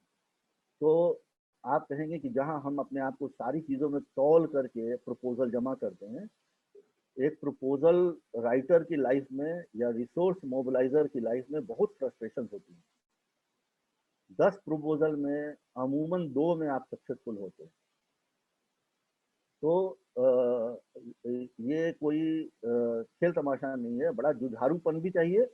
लेकिन मैं ये कह रहा हूँ कि असफलता से घबराने की भी जरूरत नहीं है, क्योंकि वो आपको कुछ ना कुछ सिखा देता है, वो आपको बता देता है कि आपने क्या गलती की, अगली बार ऐसा नहीं करें। तो भागना भी नहीं है, लेकिन अपना संतुलन भी बनाए रखना है। उसके बाद ये है कि आपको ये रिसर्च करना बहुत जरूरी है कि डोनर की प्रायोरिटी क्या है, किस थीम के लिए वो पैसा देता है, किस ज्योग्राफी के लिए देता है, क्या ग्रांट साइज है, किस तरह के एनजीओ को प्रेफर करता है, उसकी हिस्ट्री पास्ट ग्रांट्स की कैसी रही है, क्या प्रपोजल में स्टैंडर्ड्स ढूंढता है, हमारे कॉम्पिटिटर कौन कौन हो सकते हैं, ये तमाम चीज़ों की भी जानकारी आपको होनी चाहिए। अब मान लीजिए कि आप डोनर एक्स के पास जा रहे हैं और वो लाइवलीहुड और गवर्नेंस को ही फंड करता है, और आप उसके सामने में इन्वायरमेंटल सस्टेनेबिलिटी का प्रपोजल जमा कर देंगे, तो निश्चित तौर पे मैं आपको पहले बता रहा हूँ कि वो नहीं होगा, क्योंकि उसको सीएसआर कमेटी है, उसको वहाँ अप्रूव कराना होता है, उनकी पॉलिसी के हिसाब से नहीं। Same applies to multilateral, bilateral, INGO. जो काम हम करते नहीं है, जो काम हम जिसके लिए हम फंड नहीं करते हैं, उस काम के लिए अगर कोई पैसा मांगेगा तो उसको पैसा नहीं मिलेगा। दूसरा कि ग्रांट साइज अमूमन आपको पता है कि वो 3 करोड़ से नीचे की फंडिंग करते हैं। आपने प्रपोजल 5 करोड़ का बनाया, नहीं होगा। दूसरा ये भी बहुत जरूरी है कि टाइप्स ऑफ एनजीओ क्यों मैं बोल रहा हूँ, कई ऐसी संस्थाएं हैं भारत के अंदर भी जो ये कहती हैं कि हम आईएनजीओ टाइप संस्थाओं को पैसा नहीं देंगे, जो बड़ी संस्थाएं हैं, जैसे एपीपीआई। एपीपीआई किसी ऑक्सन या सेव द चिल्ड्रन को पैसा देने में विश्वास नहीं रखती। वो ये कहती है कि शुद्ध भारतीय भी हो, लेकिन छोटी मंझोली स्थानीय संस्थाओं को देंगे, हम दिल्ली में बैठी हुई बड़ी संस्थाओं को नहीं देंगे। तो ये सारे जो मानदंड हैं, डोनर की क्या प्रायोरिटी है, ये आपको रिसर्च करना पड़ेगा। ये इसका कोई फॉर्मूला बना बनाया नहीं है, लेकिन आपको डोनर स्कोपिंग अगर आप करेंगे तो आप अपनी थीम, अपनी ज्योग्राफी, अपनी रिक्वायरमेंट, इन सब के हिसाब से अगर आप सर्च करेंगे, ढूंढेंगे और दस्तावेज बनाएंगे, तो आपको सारा मिल जाएगा कि हम किस किस डोनर को टारगेट मिल लें जहां से हम पैसा उठाएं। अब देखिए, अब आपको एक इस मॉड्यूल का पार्ट है अपनी फंड रेजिंग की स्ट्रैटेजी बनाना। तो मैंने कोशिश किया है कि कदम दर कदम मैं आपको थोड़ा सा बता दूं कि पहला कदम तो ये है कि आप अपनी स्ट्रैटेजी को अपनी फंड रेजिंग मिशन के साथ अलाइन कीजिए। आपकी गोल क्या है, टारगेट क्या है अगले 3-4 सालों में, और कैसे करना चाहते हैं वो निर्धारित कीजिए। डोनर स्कोपिंग कीजिए। ये बहुत ही एक निहायत ज़रूरी कदम है जो संस्थाएं अक्सर समय समय पर करती हैं, अपनी डोनर स्कोपिंग करती हैं और फिर उसको रिवाइज करती हैं थोड़े समय के बाद में, क्योंकि मैंने आपको पहले कहा कि डोनर आर्किटेक्चर और लैंडस्केप जो है, डोनर का लैंडस्केप, वो हमेशा परिवर्तित होने वाली रियलिटी है। तो इस हिसाब से आपको अपना डोनर स्कोपिंग भी 2-3-4 साल के बाद में बदलते रहना पड़ता है, और कभी कभी बीच में भी बदलना पड़ता है। दूसरा, स्टेप 2, जब आपकी स्ट्रैटेजी बन गई तो उसके बाद एक प्लान बनाइए जो आपके फंड रेजिंग प्लान है, जिसके अंदर में डोनर स्कोपिंग के आधार पे आप सोर्सेस को आइडेंटिफाई करते हैं जो आपके पर्पस को सर्व करता है। और इसमें एथिक्स का भी क्वेश्चन है। एथिक्स का क्वेश्चन कैसे आप सोचेंगे कि पैसा लाने में क्या एथिक्स?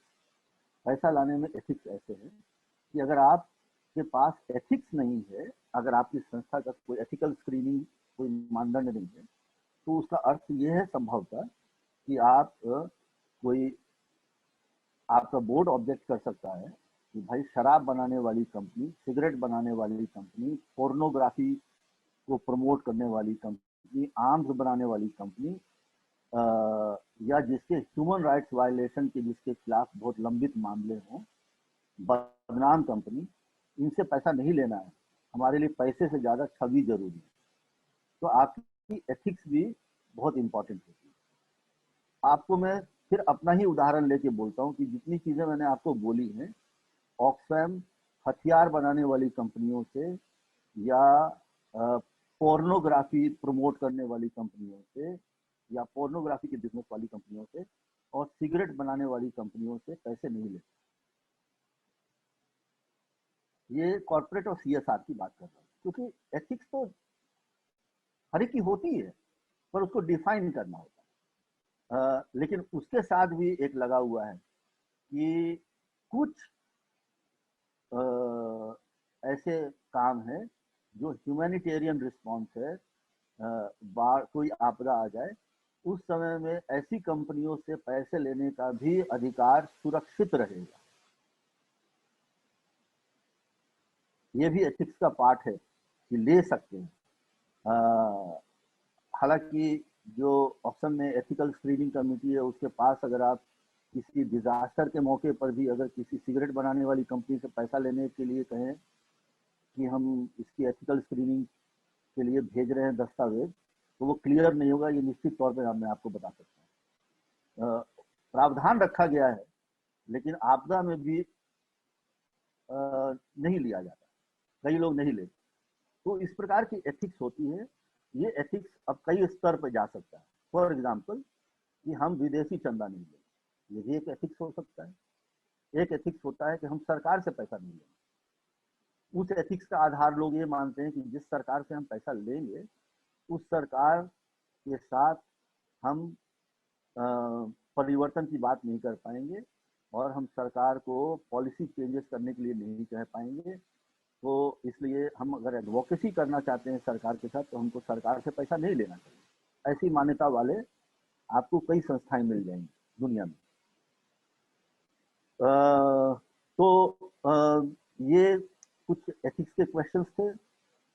दूसरा ये है कि आपको सोर्सेज ऑफ फंडिंग को प्रायोरिटाइज करना पड़ेगा। उसका तो मैंने आपको मानदंड शुरू में बता दिया था कि आप अपनी क्षमता, समय, अपना रुझान, आपकी आवश्यकता, इन सब पैरामीटर्स के आधार पर आपको तय करना होगा कि हम कहाँ से लेंगे। यानी कि आपके पास है 5 सोर्सेज हैं, इन 5 से आप लेना चाहते हैं, ले भी सकते हैं और सार्थक होगा, लेकिन उसके बावजूद भी आप प्रायोरिटाइज करते हैं कि हम 5 से एक साथ नहीं करेंगे। पहले साल में हम इन 2 के ऊपर ट्राई करेंगे, फिर हम बाकी के जो 3 हैं इनको हम पहले अपने आप को स्थिर कर लेंगे, फिर ये 3 के तरफ जाएंगे। डाइवर्सिफिकेशन करेंगे, लेकिन एकदम एक साथ 5 मोर्चा नहीं खोलेंगे। तो ये भी एक स्ट्रैटेजी का पार्ट है, प्लान का पार्ट है, और जो प्लान है वो स्ट्रैटेजी से निकलेगा। तो ये एक एडवाइसेबल चीज नहीं है मेरी नजर में कि आप कई सारी फंड रेजिंग एक्टिविटीज को एक साथ ओपन कर दें अगर आपकी क्षमता ना हो तो, और अगर यदि है तो ठीक है। दूसरा ये है कि आपको चैलेंजेस क्या आएंगे फंड रेजिंग के दौरान और क्या रिस्क हैं वो आपको पता रहना चाहिए। अब अगर मान लीजिए कि मैं 3 महीने 10 साथियों को लगा दूं और मुझे मालूम है कि ऑड्स 80-20 है या 20-80 है कि सक्सेसफुल होने के चांसेस 20 हैं, हार जाने के चांसेस 80 हैं या 90 हैं, तो मैं वो रिस्क पहले आइडेंटिफाई करूंगा और उसके रीजन कहीं नोट करूंगा कि these are the reason why I will not succeed, likely not to succeed. तो वो आइडेंटिफाई करना जरूरी है। इसका अर्थ ये नहीं है कि जहां आप ये निर्धारित करेंगे कि इसमें रिस्क नहीं है का मतलब है कि रिस्क नहीं है। मतलब ये है कि everything is relative in this world. तुलनात्मक दृष्टि से इसमें रिस्क कम है, सक्सेसफुल होने के चांसेस अधिक है, कॉम्पिटिटिव है, पर हम इसमें दौड़ेंगे क्योंकि हमारा ये काम है, इस काम में हमारी रुचि है, इसमें हमारी पहचान है और पैसा जितना हमको चाहिए यहाँ मिल जाएगा। तो हम अगले 3-5 साल तक काफी अच्छे से पैठ बना के काम करते हैं। तो मैंने इसलिए लिखा है कि आपको अपनी कैपेसिटी, रिसोर्सेज, कॉम्पिटेंस, स्किल्स, ये सब को पर्टिकुलर डोनर और सोर्सेज के मुकाबिल तय करना पड़ता है। फिर दूसरी बात है कि स्ट्रैटेजी दिमाग में नहीं रखती, स्ट्रैटेजी को कागज पे उतारिए। वो सारी स्ट्रैटेजी एक व्यक्ति के दिमाग में रहती है, वो स्ट्रैटेजी बनाने का तरीका नहीं है। तो और उसको बोर्ड या अपनी एग्जीक्यूटिव कमिटी या जो भी आपका गवर्नेंस है उससे अप्रूव भी कराइए और बोर्ड आपको जवाबदेह बनाता है कि भाई क्या हुआ स्ट्रैटेजी का, आपने कहा था कि 2025 तक इनकम को डबल करेंगे, यहाँ तो 10% का भी ग्रोथ नहीं दिख रहा है 5 सालों में। तो आप अपनी अकाउंटेबिलिटी निर्धारित करते हैं, तभी आप अपनी स्ट्रैटेजी के प्रति रिस्पॉन्सिव होते हैं। और दूसरा चीज ये है कि बजट और अपने प्लान को या जिस रास्ते आप जाना चाहते हैं उसको बीच बीच में मॉनिटर करना पड़ेगा। ये स्ट्रैटेजी में का पार्ट होना चाहिए कि मॉनिटरिंग कब कब होगी, कैसे होगी, और उसके लिए कितना बजट हम निर्धारित कर रहे हैं। तो इसलिए मैं ये कह रहा हूँ कि जो चीज कॉस्ट नहीं की जाती वो होती भी नहीं। स्पष्ट बात आपको बोल रहा हूँ, अगर उसके लिए बजट नहीं है तो नहीं होगा। तो आपको time and cost, financial cost जो भी है वो आपको बजट करना पड़ेगा। फॉर एग्जांपल, आप किसी कंसल्टेंट से प्रपोजल लिखवाएंगे तो आपके पास साल भर में 3 बड़े प्रपोजल हमने लिखना है और 5 लिखना है, 3 हम कंसल्टेंट से लिखवाएंगे। तो कंसल्टेंट की फीस वगैरह के लिए कोई बजट वगैरह रखी गई है कि नहीं, ये प्रावधान आपको देखना पड़ेगा। चलिए आगे चलते। अब चरण नंबर 3 वो ये है कि अपनी एम्बिशन को जानना और डोनर को अपने कार्य के प्रति आकर्षित करने का काम बहुत जरूरी था। तो आपको ये तय करना है कि मेरी एम्बिशन नेशनल है, लोकल है। लोकल की भी परिभाषा क्या है, क्या वो राज्य स्तर है, राज्य के अंदर में 2 जिले हैं, 1 जिला है, 1 जिले के अंदर में 5 ब्लॉक है, वगैरह वगैरह, 200 गांव हैं। ये आपको समझ इस बात की है। और आपको ये पता है कि ऐसे अप्रोच जो काम करते हैं, उनका कोई प्रूफ ऑफ कॉन्सेप्ट है, उसके अंदर में कुछ इनोवेशन है, आपका ट्रैक रिकॉर्ड है। अपनी एम्बिशन को इसके साथ अलाइन कीजिए। और जो बाधाएं हैं, जो चुनौतियां हैं, और जो डोनर की तरफ से लगाए जाने वाली एलिजिबिलिटी क्राइटेरिया है, उसको समझना बहुत जरूरी है। ये सब आपको सुनने में बहुत बड़ा लग रहा हो शायद, लेकिन इतना बड़ा नहीं है। ये आपकी आदत का हिस्सा बन जाता है धीरे धीरे। दूसरा ये है कि आपको ये पता होना चाहिए कि आपकी एलिजिबिलिटी फॉरेन सोर्सेस से या सीएसआर से पैसा लेने के लिए है या नहीं है। कहीं वह कमी है, वो जानना इसलिए ज़रूरी है कि कोई कमी है उसको दूर करना पड़ेगा। कोई रेगुलेटरी इन्वायरमेंट के हिसाब से आपको अपने आप को तैयार करना पड़ेगा।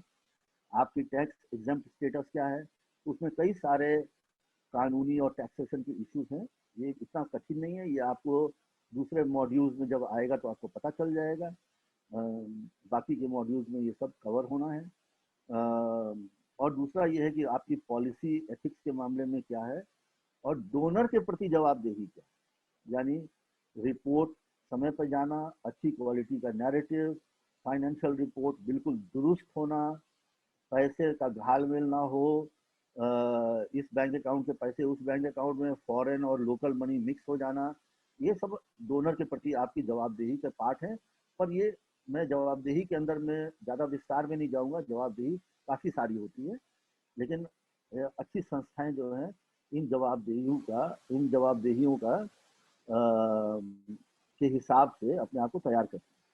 दूसरा ये है जो अब जो स्टेप नंबर 4 है, चौथा चरण, वो ये है कि आपको पता है कि हमारे सामने में संसाधन क्या उपलब्ध है।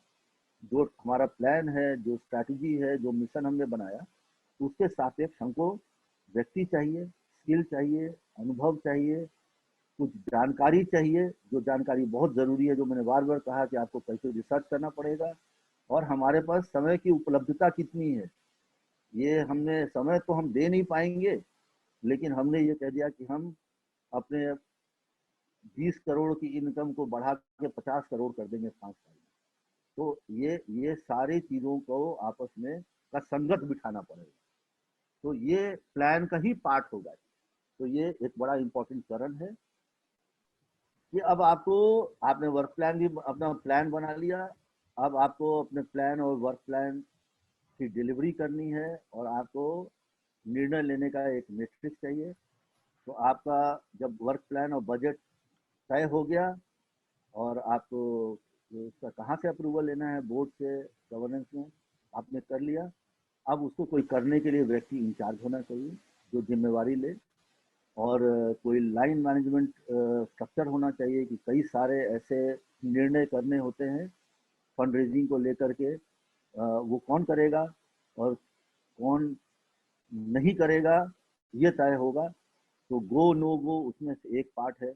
तो कई बार ऐसा होता है ऑप्शन में कि लोग एक नो गो का एक हमारे यहाँ एक फॉर्म होता है, उसको भर देते हैं, वो सारा पढ़ने के बाद मैं लास्ट में कह देता हूँ नो गो, इसे मत जा, इसको छोड़। या हम कहते हैं वो रिकमेंडेशन आया कि ये तुमने भरा है लेकिन हमारी रिकमेंडेशन नो गो है, तो मैं उसके जवाब में कह सकता हूँ कि नहीं, ये गो होना चाहिए। ये निर्णय कहाँ होगा, कौन करेगा और किस स्तर पे होगा, ये तय होता है। अब उसमें कई और प्रश्न भी होते हैं गो नो गो के पीछे में।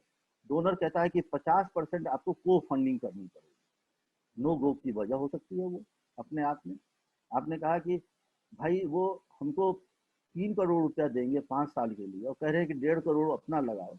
तो 1.5 करोड़ हमारे पास फ्री मनी थोड़ा है नहीं, कोई सारे रिस्ट्रिक्टेड प्रोजेक्ट है, प्रोजेक्ट फंडिंग है, तो हम कहाँ से लगाएंगे। और वो ह्यूमन रिसोर्स को कॉस्ट नहीं मान रहे, वो कह रहे हैं कैश मिलाओ। ऐसे कई चीजें होती है। और उसमें tone and tenor of the proposal भी होता है कि हम अपने प्रपोजल का डायरेक्शन बिल्कुल यही रखेंगे, इससे इसको हिलाना मत। ये लाइवलीहुड में एजुकेशन, एजुकेशन में एसएचजी का घाल बिल नहीं करना। तो ये सब तय करना बहुत जरूरी है। और डोनर ने कहा है कि महाराष्ट्र और मध्य प्रदेश में मैनुअल स्कैवेंजर्स के, जो मैला ढोने वाले हमारे दलितों के उत्थान का कार्यक्रम है, उसमें आप महाराष्ट्र और मध्य प्रदेश की जगह उत्तर प्रदेश और बिहार कर देंगे तो आप नहीं होंगे। तो somebody has to monitor कि प्रोजेक्ट जो जो कहा जा रहा है उसके हिसाब से है, ये जानना बहुत जरूरी है। कभी कभी अति उत्साह में हम लोग जितना मांगा जाता है उससे ज्यादा कर देते हैं, तो वो उचित नहीं है।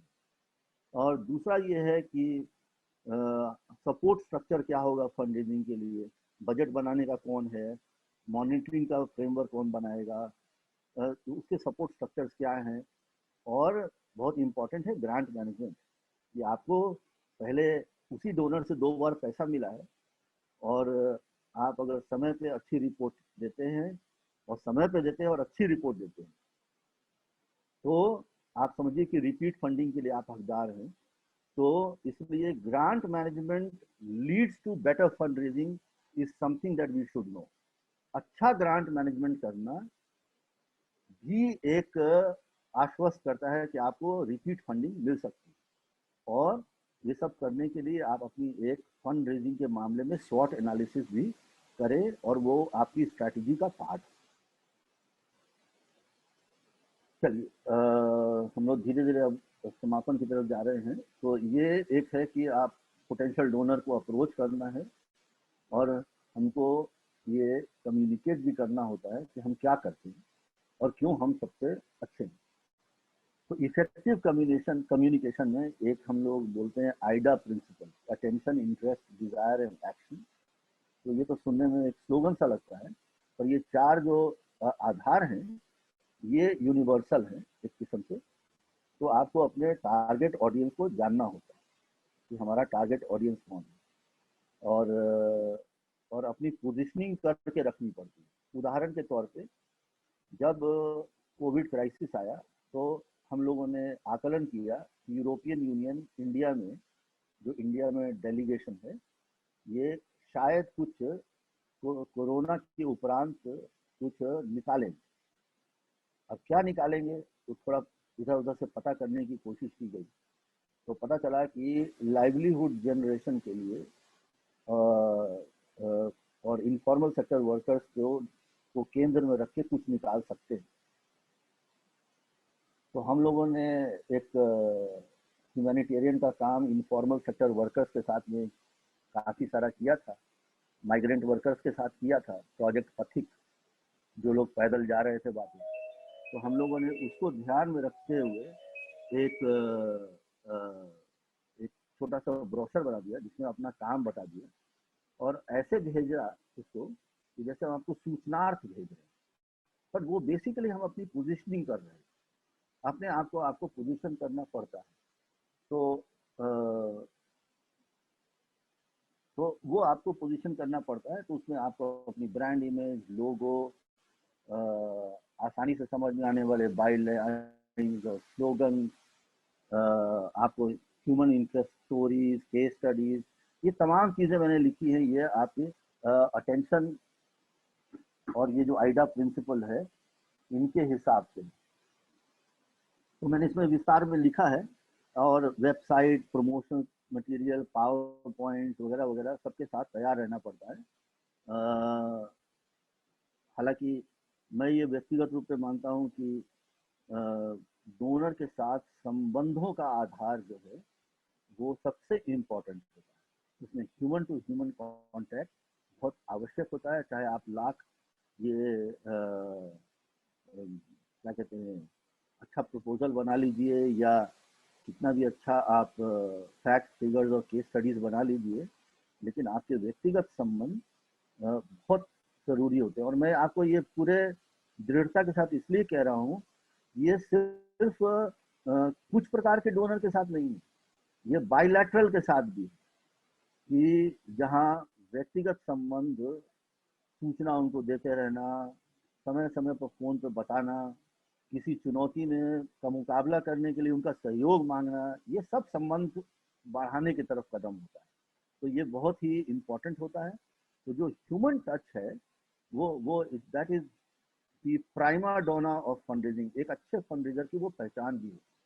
तो हम आगे देखेंगे attributes of a good fundraiser में। वो देखिए, एक तो ये है कि बड़ा परसुएसिव होना पड़ता है, कि लगन के साथ समझाना पड़ता है डोनर को, कई बार बड़ा परसिस्ट करना पड़ता है। तो जुझारूपन चाहिए एक। दूसरा ये है कि आप जो काम करते हैं उसमें आपकी आस्था प्रकट होनी चाहिए। जब आप बात करें या जब आप लिखें या बोलें, तो लगना चाहिए कि जो आप करते हैं उसमें आपकी इतनी जबरदस्त आस्था है। जैसे मैंने आपको कहा सुबह में कि हरीश जी से ट्रेनिंग की बात कीजिए आप, तो आपको उनकी आस्था प्रकट होती है। या जिस तरह से अजीत जी ये ट्रेनिंग का प्रोग्राम कर रहे हैं, और उदय जी जिस तरह से करते हैं, ये उनकी आस्था है इस काम के प्रति। तो ये बहुत जरूरी होता है हर एक चीज के लिए, डोनर को अप्रोच करने के लिए भी ये चाहिए। दूसरा ये है कि आप में उनको अप्रोच करना, और उनको उनके सामने प्रकट करना कि हम आपसे कुछ चाहिए, ये बहुत जरूरी है।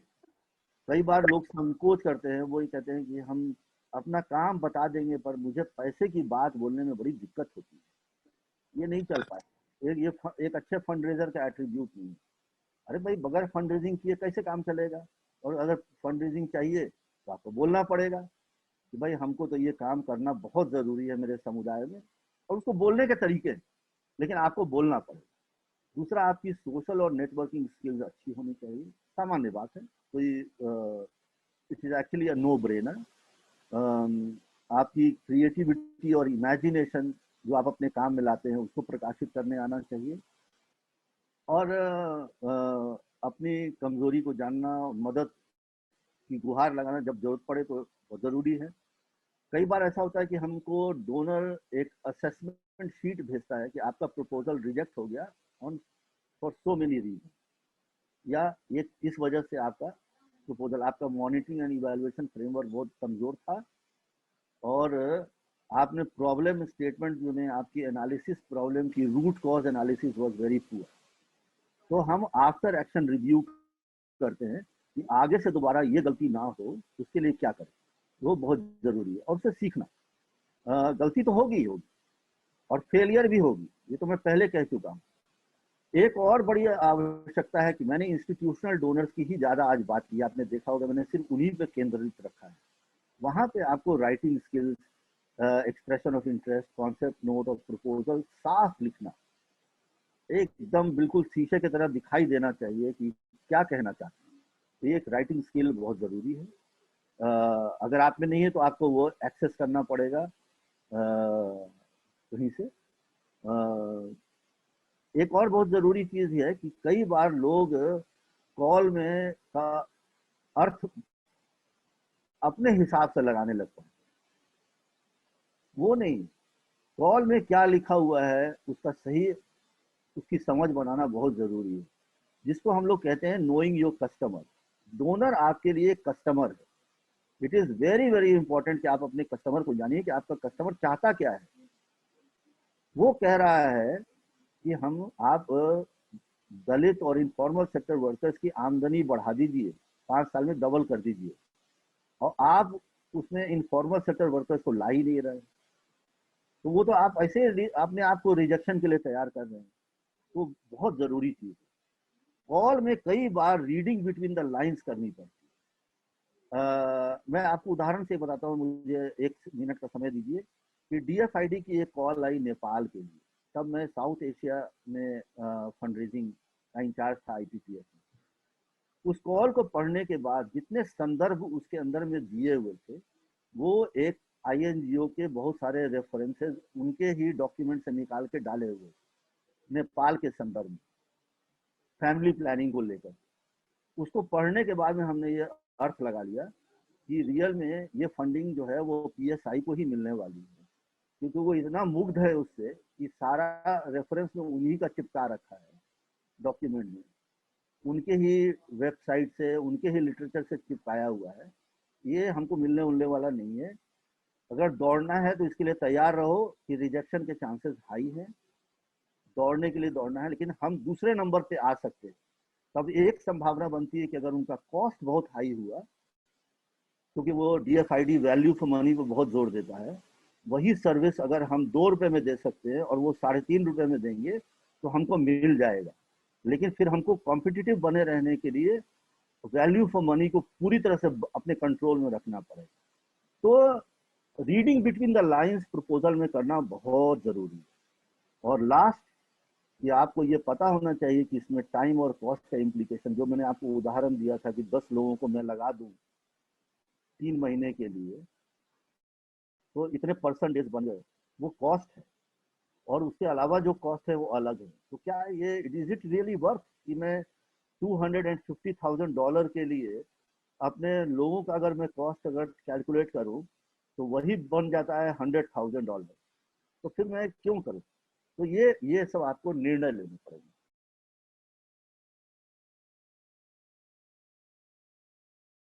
अभी NGOs के लिए सर रिसोर्स एंड फंड का सबसे बड़ा सोर्स क्या है सर? देखिए, ये जितने भी सोर्सेज हैं, foreign funding, corporate and CSR और फाउंडेशन, ये 3 सबसे बड़े सोर्सेज हैं in terms of quantum of money.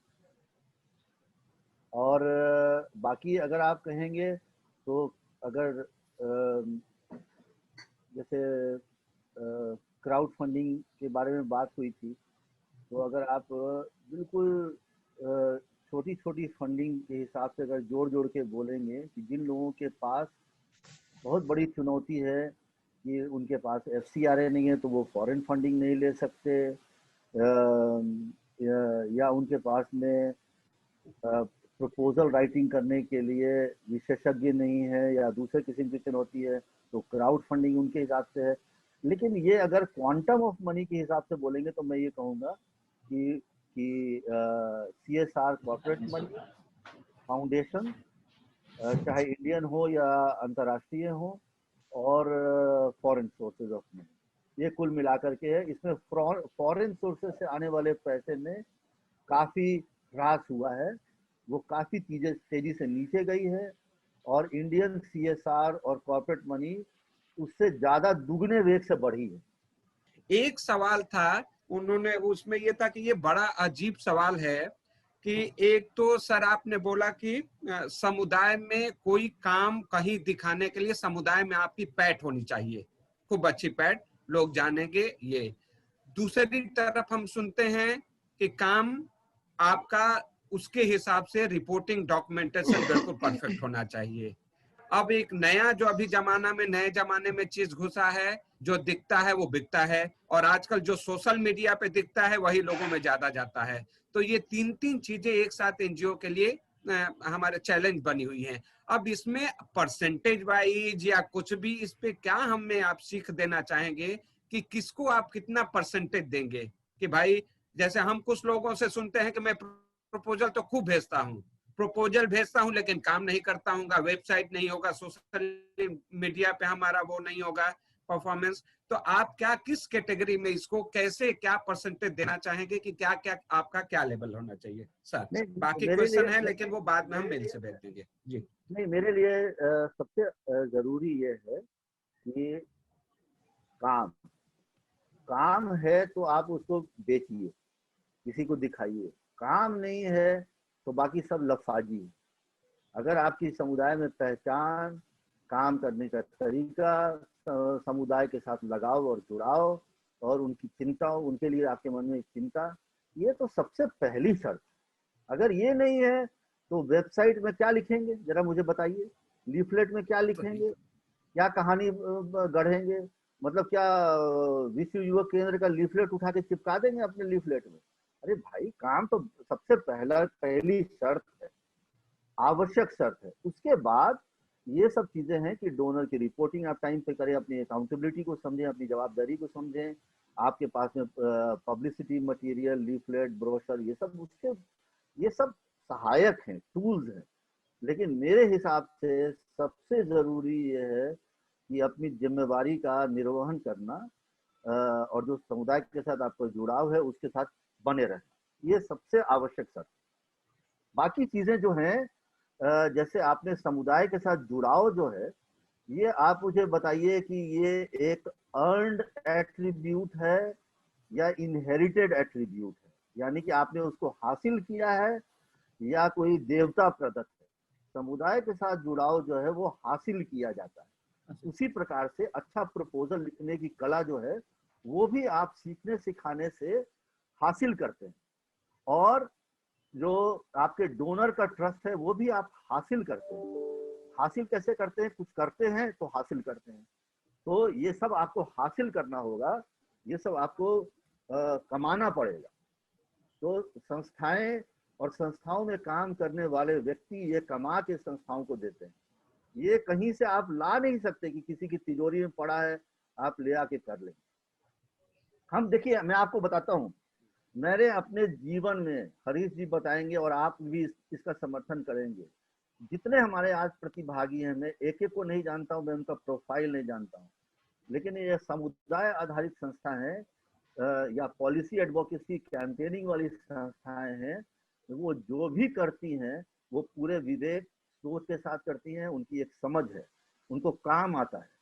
अब कई बार भारतीय संस्थाओं में जो कमी रहती है कि अच्छा प्रपोजल नहीं लिखते, डॉक्यूमेंटेशन अच्छा नहीं होता, रिपोर्ट वक्त से नहीं भेजते, ये जो है ये अब आपको ग्रहण करने पड़ेंगे। इनकी महत्ता फंड रेजिंग के लिए बहुत है, इसको आपको स्वीकारना पड़ेगा। हम ये समझते हैं कि हम काम अच्छा करते हैं ना, क्या जरूरत है कि हम अगर हमने रिपोर्ट 10 दिन देर से भेजी तो क्या हो गया? नहीं, ये नहीं चलता। अकाउंटेबिलिटी है, ये अब नहीं चलता। अब जो एक बड़ा परिवर्तन है वो ये है कि आपकी भाषा में, जो कि हरीश जी ने भी कहा, आपकी भाषा में हर समय आउटकम पे फोकस होना चाहिए। लिखित भाषा या बोलने की भाषा में आउटकम और रिजल्ट पे फोकस लाना पड़ेगा। एक्टिविटी पे थोड़ा कम फोकस करना होगा। एक्टिविटी जो आप करते हैं वो आउटकम हासिल के लिए करना चाहिए। लेकिन अक्सर हम कहते हैं सर हमने वहां पे एक रैली की, 5000 लोग आए, हमने एक जन अभियान किया, इतने लोग आए, वो सब एक्टिविटी है। वो जन अभियान से क्या हुआ वो बताइए। तो ये बस इतना ही है। तो जो हमारी संस्थाओं को, किसी को भी, छोटी मझोली या किसी भी संस्था को इस बात से परेशान होने की जरूरत नहीं है कि हमें डॉक्यूमेंटेशन हम अच्छा नहीं कर पाते या हम अच्छा प्रपोजल नहीं लिख पाते। ये सब तो अर्न्ड एट्रीब्यूट्स है। कोई भी आप व्यक्ति, क्या प्रपोजल राइटर कोई जन्म से प्रपोजल राइटर होता है या वो ये गुण हासिल करता है? तो हमको हासिल करना है, और जो सीखने सिखाने की प्रक्रिया है इससे आप ये सब भी हासिल कर लें। लगन चाहिए, लेकिन हाँ ये है।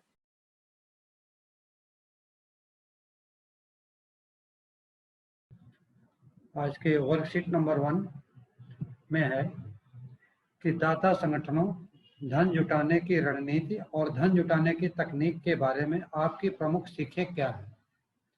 उसके सब हेडिंग है कि दाता संगठन, उसमें आपने क्या सीखा, धन जुटाने की रणनीति के बारे में आप क्या सीखे, और धन जुटाने की तकनीक के बारे में आपने क्या सीखा, और इन सारी सीखों को आप अपने संगठन में किस प्रकार से उपयोग करेंगे। सेकंड वर्कशीट, दूसरा वर्कशीट, दूसरे वर्कशीट में है मॉड्यूल के सीख के आधार पर अपने संगठन के लिए धन जुटाने की रणनीति का विकास करें। रणनीति का विकास कैसे करेंगे? अपने कार्यक्रम और परियोजनाओं को परिभाषित और व्यवस्थित करें ताकि दाताओं, CSR और सरकार से वित्त पोषण के लिए संपर्क किया जा सके। तीसरा और अंतिम, अपने संगठन के धन जुटाने की रणनीति में के प्रमुख अंतरालों और सुधार के क्षेत्रों को पहचानें, इन अंतरालों को बांटने की रणनीति बनाएं। और सभी प्रतिभागियों से मेरा एक नम्र निवेदन है कि वो जब असाइनमेंट भेजें तो उस पर अपना नाम और अपने संस्था का नाम जरूर लिखें। और आप इस सारे असाइनमेंट को rakesh@bykonline.org पर ईमेल करें। वो चाहे हाथ से लिखें या हाथ से लिख के उसको स्कैन करके PDF करके उसको व्हाट्सएप या ईमेल पर भेज सकते हैं। व्हाट्सएप का नंबर है 9899447007। यदि कोई भी समस्या हो तो निसंकोच होके मुझसे या टीम के किसी भी सदस्य से आप मदद मांग सकते हैं। उसके लिए हम लोग सदैव तत्पर रहें। और सभी प्रतिभागियों से नम्र निवेदन है कि वो अपने दिए हुए समय का पालन करें।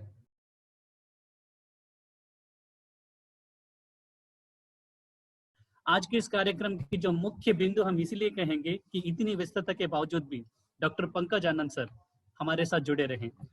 उनकी ब्लेसिंग्स हमारे ऊपर हमेशा रहती है। हमारे कार्यक्रम को लेके VY की जो भी प्रोग्राम करेगी, जैसे हमारे साथ डॉक्टर हरीश वशिष्ठ सर हर कदम कदम पे चलते हैं, हमें सजेशन देते हैं या गाइडेंस देते हैं, उसी तरह पंकज आनंद सर अपने व्यस्त समय में भी समय निकालकर हम सब लोगों के साथ जुड़े और हमारे पार्टिसिपेंट्स के साथ खास करके रिसोर्स मोबिलाइजेशन और फंड राइजिंग, क्या स्ट्रेटेजीज होना चाहिए, इंस्टीट्यूशनल फंड राइजिंग हो चाहे इंडिविजुअल फंड राइजिंग हो, गवर्नमेंट CSR डोनर्स के अप्रोच की बात हो, और भी विस्तृत रूप में कि किस तरह हमें अप्रोच करना चाहिए, क्या अप्रोच लेके जाना चाहिए। बहुत चीज़ों को आपने, बहुत सारे ऐसे चीज़ें थे जिन्हें आपने बड़े ही सरल तरीके से आपने समझाया सर। खास करके इसके लिए हम पूरे विश्व केंद्र और बॉश और सारे हमारे जो पार्टिसिपेंट जो ऑफ द स्क्रीन है उनकी तरफ से बहुत बहुत और दिल से धन्यवाद ज्ञापित करते हैं। और मुख्य आज के जो कार्यक्रम के मुख्य और केंद्र बिंदु हैं हमारे सारे और प्यारे पार्टिसिपेंट्स, जो सर हमेशा कहते हैं ये सब हमारे लिए प्रिय है क्योंकि आपने इतने कीमती वक्त निकाल के हमारे प्रोग्राम में जुड़ रहे हैं। हमेशा कहते हैं कि कम्युनिटी हमारे लिए इम्पोर्टेंट है कि ना कि कम्युनिटी के लिए हम इम्पोर्टेंट है। हमने ये सीखा है, हम कम्युनिटी में बदलाव लाने चाह रहे हैं। कम्युनिटी ने हमें कभी बुलाया नहीं कि आप आइए, हमारे यहाँ बदलाव जरूरी है, आप लाइए। इसके लिए हमारे सारे जितने भी प्रतिभागी हैं उनसे हम दिल से धन्यवाद देते हैं। आप सभी को बहुत बहुत धन्यवाद। Thanks for watching. For more updates, please subscribe to our official YouTube channel and follow us here.